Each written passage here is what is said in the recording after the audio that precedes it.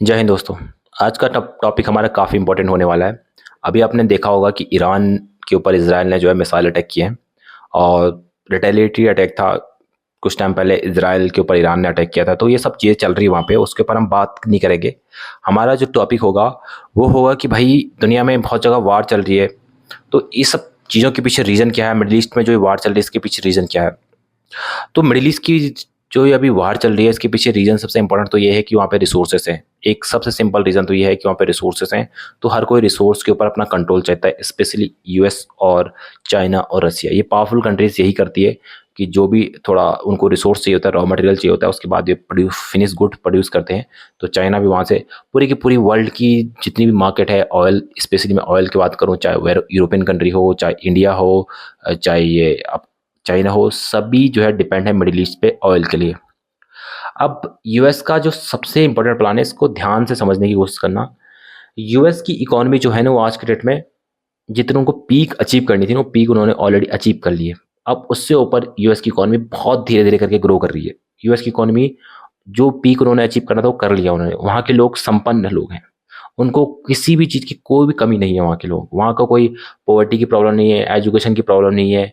वहाँ के लोग संपन्न लोग हैं। इवन वो किसी दूसरी कंट्री में जाना चाहे ना, तो जैसे इंडिया, कोई इंडियन के लोग जो है यूएस नहीं जा सकते हैं, लेकिन यूएस के साथ ऐसी प्रॉब्लम नहीं है कि वो कहीं भी किसी भी दुनिया में कहीं भी जा सकते हैं। उनके पास पैसा है, वो अच्छी एजुकेशन अगर यूएस में नहीं होगी तो दूसरी कंट्री में चले जाएंगे, अच्छी हेल्थ अगर यूएस में नहीं होंगे तो दूसरी कंट्री से ले लेंगे।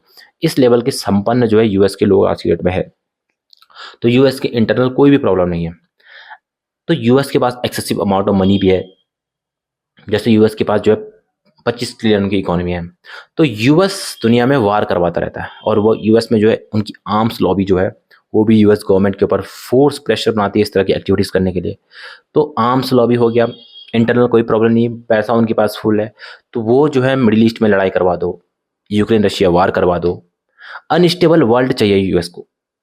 खुद की उनकी इकोनॉमी ग्रो करेगी नहीं, दूसरी को ग्रो नहीं करने दे रहे।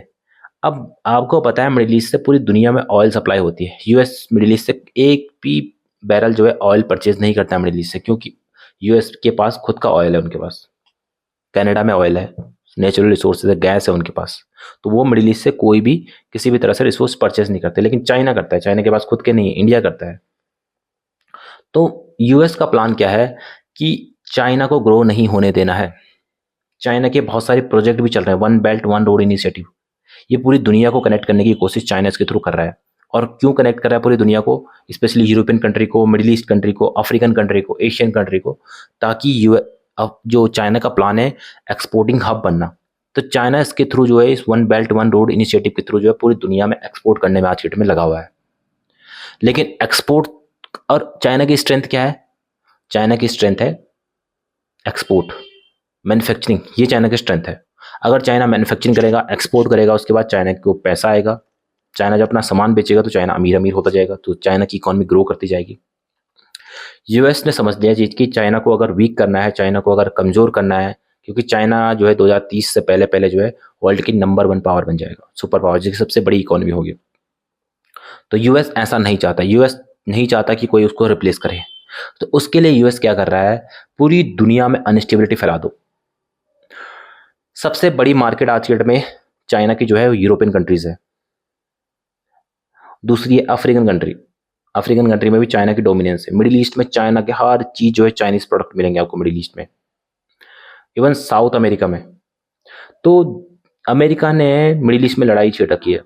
रिसोर्स पे तो कंट्रोल करना ही चाहता है अमेरिका। पहले रिसोर्स पे कंट्रोल करना चाहता था जब उसने इराक में वार करी थी ईरान के लिए, और ये सऊदी अरेबिया के ऊपर, क्योंकि सऊदी अरेबिया भी उससे बहुत सारे परचेज करता है, डिफेंस इक्विपमेंट परचेज करता है, तो वो भी वहाँ का उसका फ्रेंड है, तो वहाँ पे सामान बेचता है उसको, मतलब डिफेंस के सामान बेचता है। तो इसलिए सऊदी अरेबिया को प्रोटेक्ट करना उसका मिडिल ईस्ट में बहुत इंपॉर्टेंट, उसका जो अलाई है। तो सऊदी अरेबिया को प्रोटेक्ट करने के लिए भी वहाँ पे उसने अपनी मिलिट्री वगैरह सब कुछ रखा हुआ है।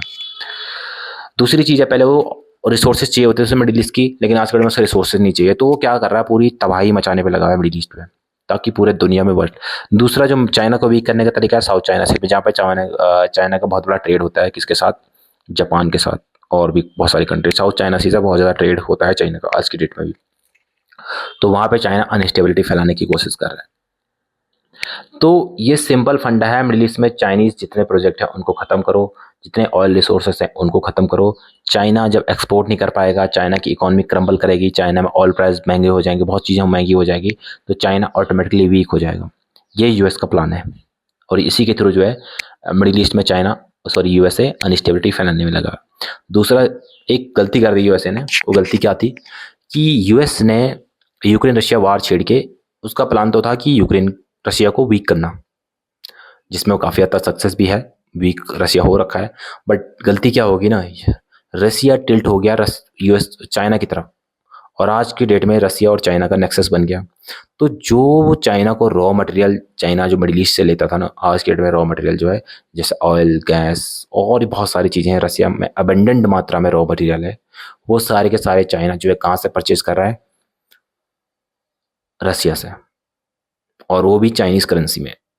तो इसीलिए जो है चाइना को आज की डेट में बहुत ज़्यादा बेनिफिट हो रहा है। तो ये यूएस की एक गलती है, और ये इसी गलती की वजह से जो है ब्रिक्स आज फॉर्मेशन में आ रखा है।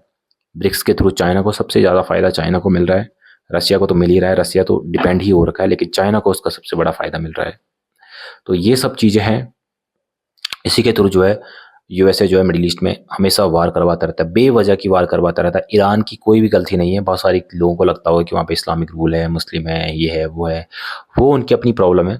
बट यूएसए को उससे कोई प्रॉब्लम नहीं होनी चाहिए। उनके लोग जब वहाँ के लोग चाहते हैं कि उनको जिस भी चीज़ जो भी उनको करना है वो करेंगे अपने हिसाब से, वो अपनी कंट्री के उनके इंटरनल मैटर है। लेकिन यूएस को प्रॉब्लम उससे भी नहीं है। सऊदी अरेबिया में भी सेम थिंग है, लेकिन सऊदी अरेबिया के साथ तो यूएस के बहुत अच्छे रिलेशन है। तो प्रॉब्लम मेन यही है कि यूएस चाहता है अनस्टेबल वर्ल्ड। यूएस आज के डेट में आइसोलेशन में जा चुका है, आइसोलेशन की पॉलिसी उसके ने अपना रखी है, और जिसकी वजह से वो ये सब हरकतें मिडिल ईस्ट में कर रहा है। और आप बोल रहे होंगे तो इसराइल कर रहा है, तो इसराइल भी जो है यूएस का ही हिस्सा है, यूएस का ही एक भाग है जो ये सब कराने में लगा हुआ है। जय हिंद, जय भारत।